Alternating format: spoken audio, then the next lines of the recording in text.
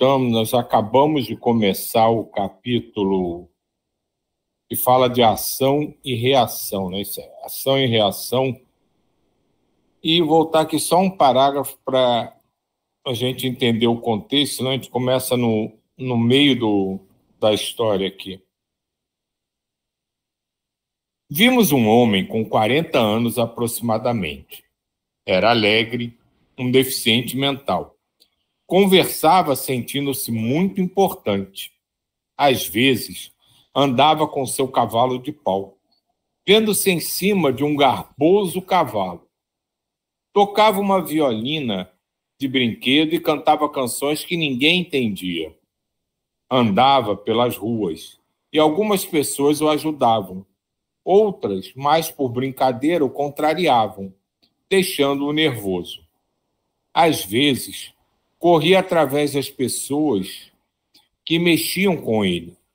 Sofria de epilepsia, que, com os ataques, fazia-o cair e debater-se, deixando-o machucar. Este irmão, disse Dona Isaura, já foi obsedado.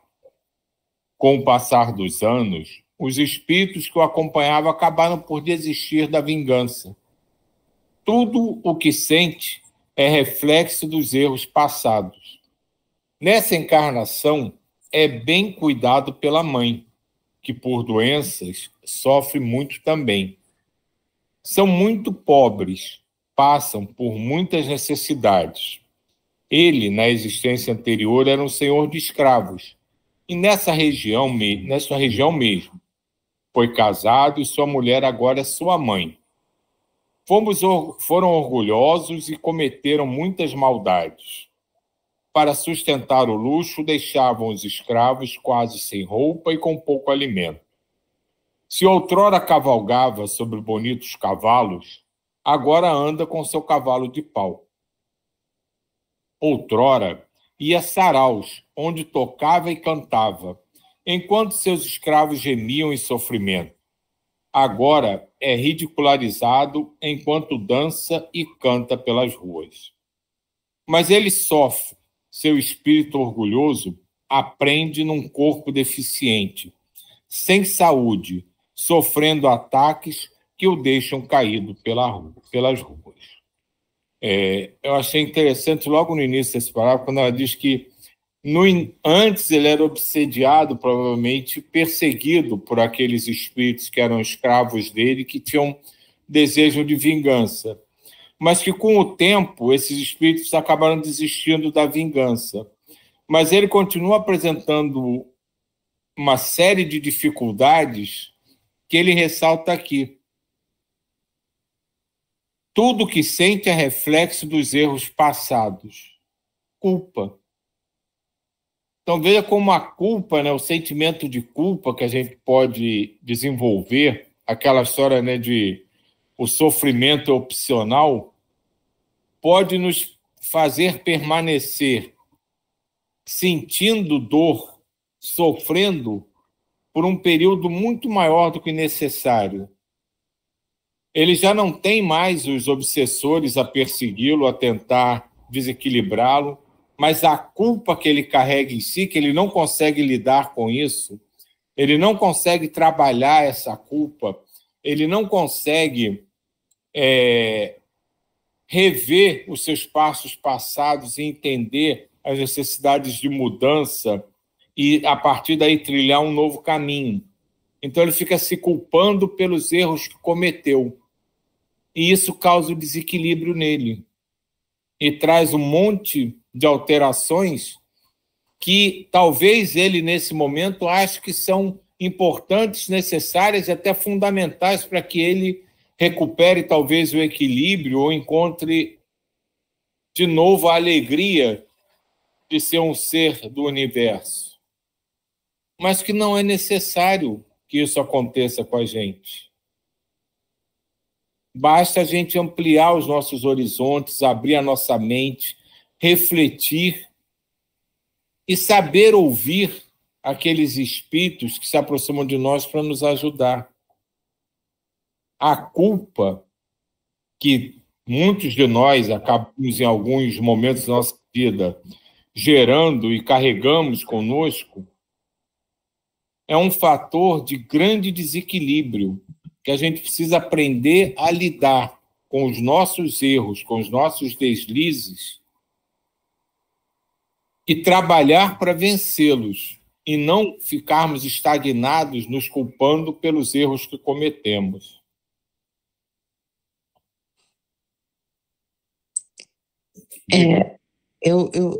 Você falando e eu ouvindo, pensando assim, essa coisa da culpa, o orgulho, ele fala alguma coisa, né, que ele ainda carrega o orgulho, alguma coisa assim. E eu acho que me deu um negócio aqui, porque a culpa, de alguma forma, também é um orgulho.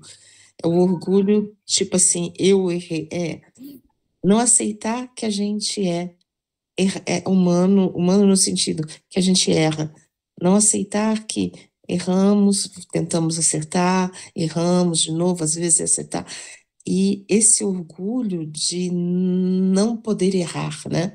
Esse orgulho que a gente carrega de que errar errado, errar é um absurdo. Vamos lá, errar é um absurdo. E a gente carregando isso é um certo orgulho também, né? Da gente não ver que é isso e que a gente está aqui para aprender. E quando a gente despe, né, desse orgulho, também eu acho que se despe um pouco da culpa. Eu acho com certeza, Divo, porque a gente é criado, né, de uma forma de que tentam convencer a gente, né, não só pelas religiosidades, até na vida social, que a gente não pode errar, que errar é feio e se a gente erra, a gente vai ser punido de alguma forma.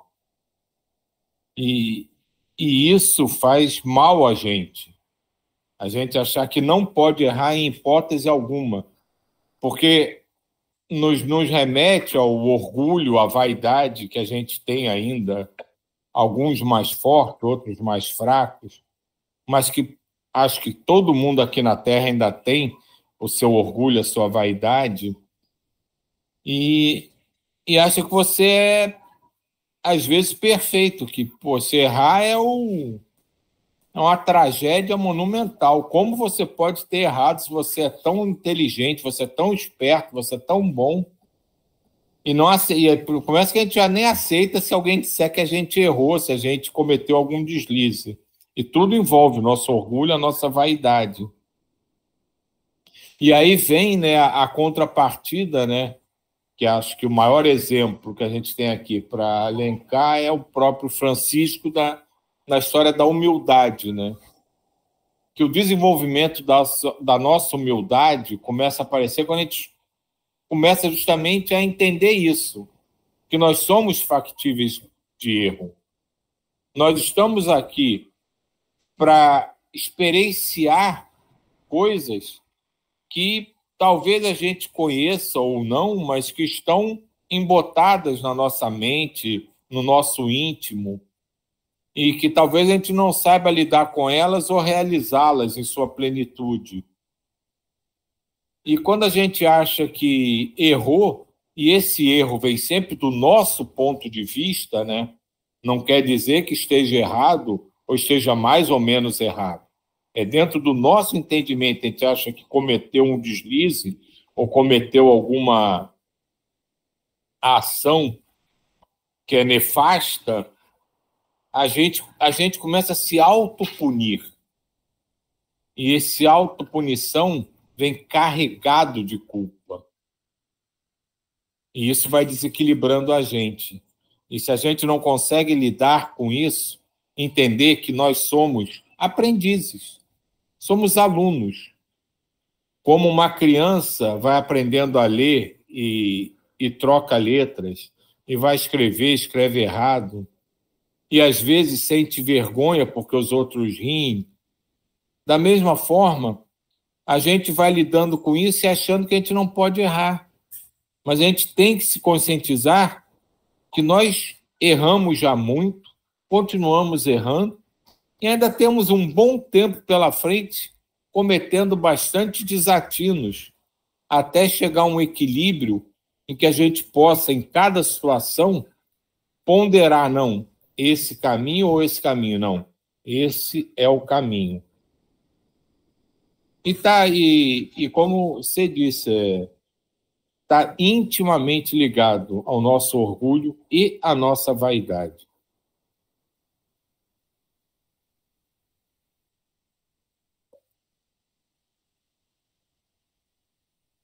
Demos passes nele e na mãe. Essa senhora, nesta encarnação, sofre com humildade.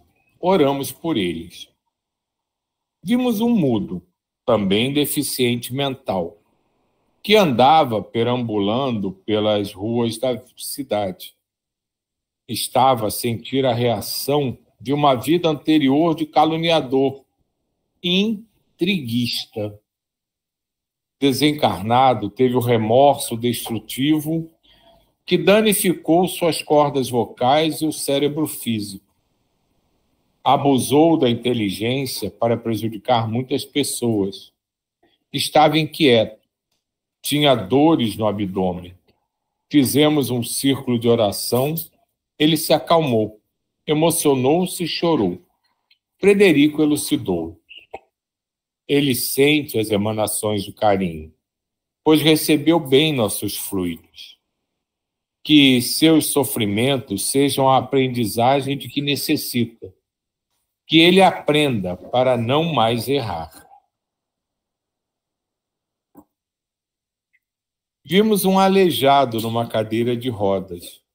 Esse irmão era revoltado e a revolta que sentia gerava nuvens escuras em sua volta. Era mal-humorado e invejoso. Dispersamos as nuvens escuras com passes e tentamos dar-lhe pensamentos otimistas. As nuvens sumiram, mas sabíamos que ele logo as criaria novamente. Vimos seu passado. Na existência anterior, fora casado com uma viúva rica que tinha um filho. Sua esposa tinha um irmão solteiro, que ia deixar a fortuna para o sobrinho que fosse o melhor peão. O casal teve mais filhos e ele queria que a fortuna do cunhado fosse para um de seus filhos e não para o enteado, como tudo indicava. Planejou um acidente. Ao saber que o enteado ia montar um cavalo bravo, cortou o arreio e ficou observando. O animal derrubou o mocinho, que ficou inconsciente. Vendo que nada sofrera, pegou um pau e quebrou as 2 pernas dele. Naquele tempo não havia os recursos que há hoje, e a medicina não pôde recuperar as pernas dele. Ficou aleijado e não pôde mais montar. Um dos filhos dele acabou recebendo a fortuna. E agora, nesta encarnação, ainda menino, sofreu um acidente e teve as pernas amputadas, deixando nesta cadeira. Isso gera uma outra forma da gente pensar, né? Que alguns vão dizer que é lei de talião, né? Como ele fez o mal às pernas do rapaz, e nessa perna ele perde as pernas. Mas não funciona exatamente assim. Aí que vem a diferença entre ação e reação e causa e efeito. A causa e efeito é uma sequência natural de consequências pelo que se é produzido. Mas não necessariamente precisa ser, como se diz, pago na mesma moeda. É porque nesse, como em outros casos, tem um envolvimento de uma inadaptação de quem está passando por isso para conseguir entender todo o processo. E ele realmente acha que para resgatar ele tem que sofrer a mesma coisa. Isso é criação, ou em grande parte, talvez, do próprio pessoa que sofre isso. Dentro do seu desequilíbrio, da sua culpa, do seu desespero, ele passa a ter o entendimento que ele precisa passar pela mesma coisa, pela mesma situação, ou muito semelhante, para que ele se sinta redimido. E isso não é assim, gente. Senão Deus seria muito cruel. Ah, você cometeu um erro, então vai pagar na mesma moeda. Isso é a lei de Talião que tanto se fala do passado. E dentro da bondade, da caridade, do amor que é derramado sobre todos nós do alto, isso é inconcebível. São criações das nossas mentes, que acabam, como a gente pede tanta coisa quando vai encarnar, acaba dentro dos nossos desarmonias pedindo para sofrer também, achando que vai pagar melhor o nosso débito. Mas os nossos débitos, os nossos deslizes, os nossos erros, eles são resgatados com compreensão, com conscientização e com realização de coisas amorosas, de trabalhos bem feitos em prol da humanidade, dos que estão ao nosso redor. Isso a gente tem que se desvencilhar. Nós não precisamos sofrer, não precisamos pagar as nossas dívidas com dor. A gente precisa compreender os contextos em que elas ocorreram e nos desvencilhar dela com amor. A gente precisa fazer tudo com amor, inclusive com amor a nós mesmos no momento de resgatar os nossos débitos. A gente precisa entender que nós temos amor para os outros e para nós mesmos, e não precisamos pagar com dor. É com conscientização, com compreensão, e sempre, sempre com amor.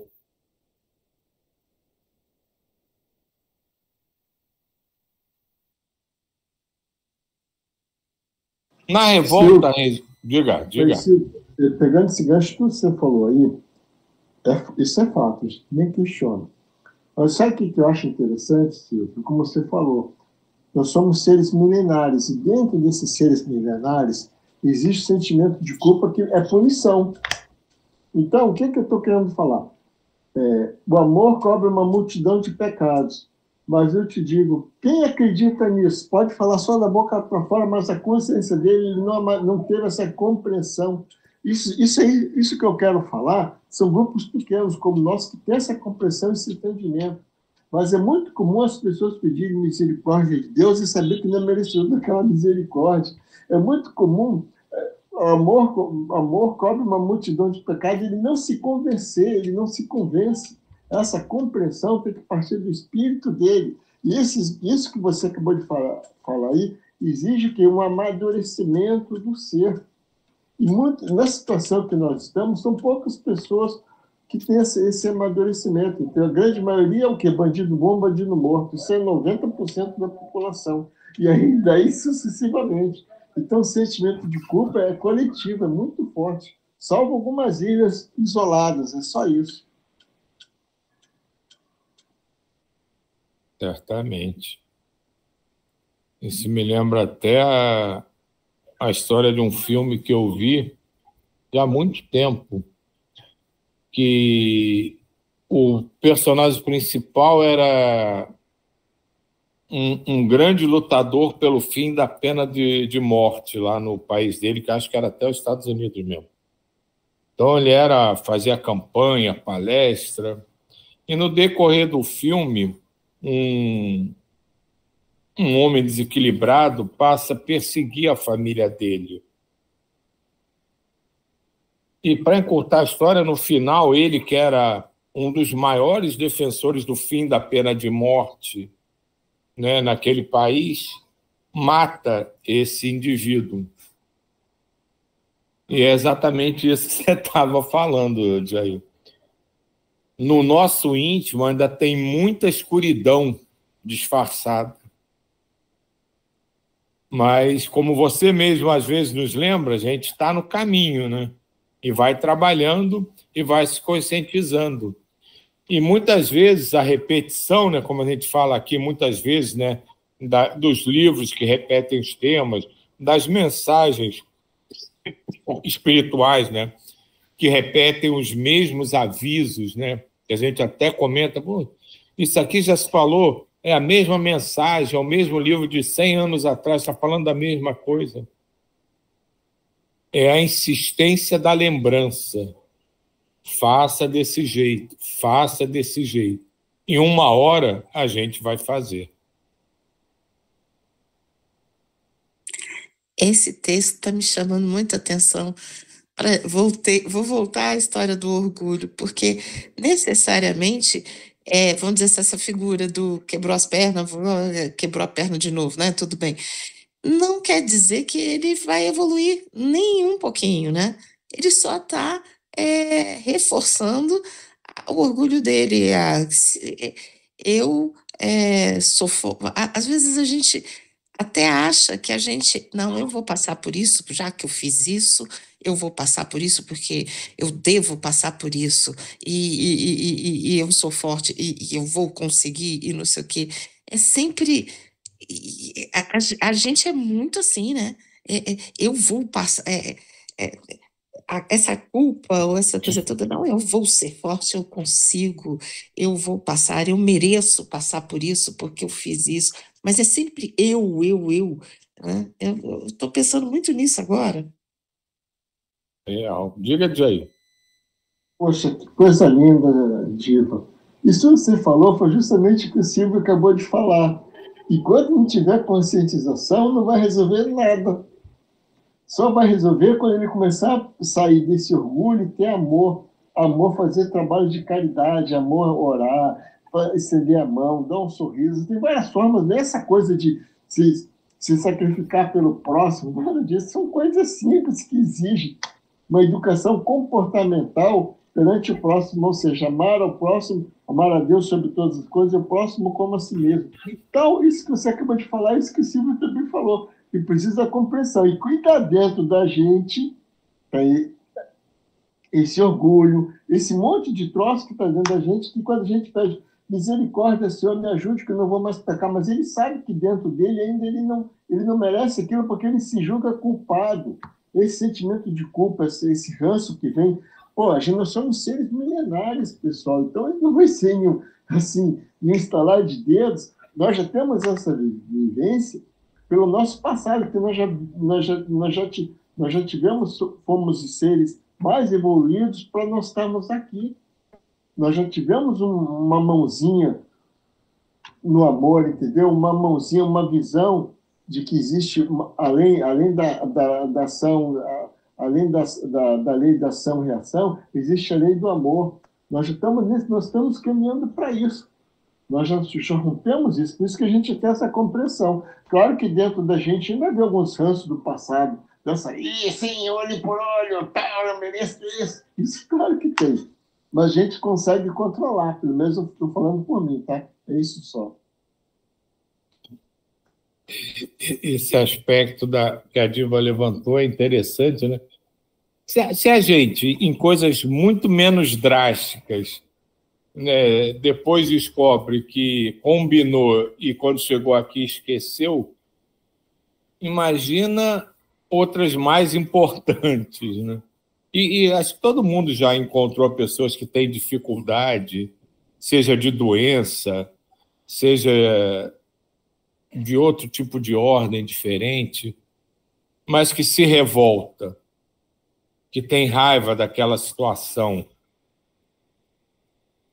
Né? E quem garante, né, que ele não pediu lá dentro da culpa dele, ele pediu, não, deixa eu vir nessa condição que eu preciso pagar o meu débito, mas na hora que chegou aqui, foi tomado de uma raiva por estar naquela condição, um desespero, e aí cai exatamente no que a Diva estava falando.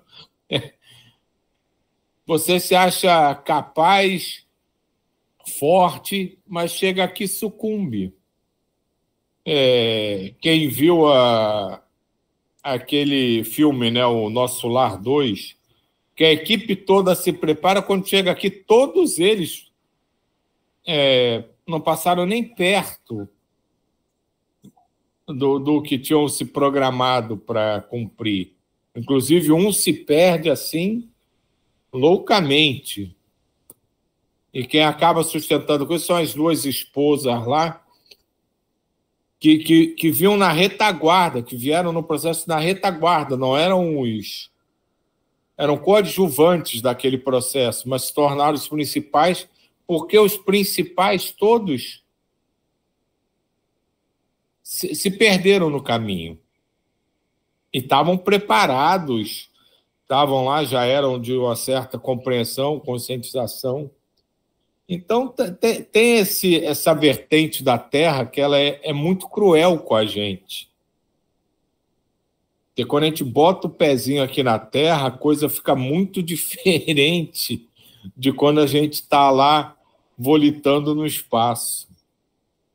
Os nossos pensamentos ficam muito mais presos à Terra, as nossas percepções, sensações, e muito do que dessa escuridão que estava falando, que ainda está lá dentro da gente, se sente mais livre, leve e solta para se apresentar quando a gente está aqui.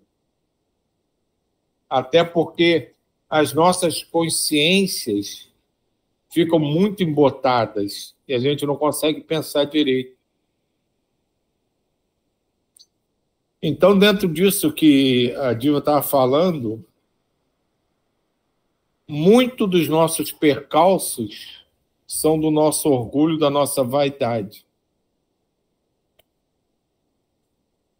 E talvez seja uma das coisas mais importantes para a gente trabalhar, fazendo crescer mais e mais a gente, a humildade.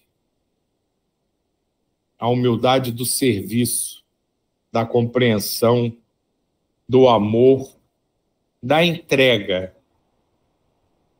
simplesmente por se dar.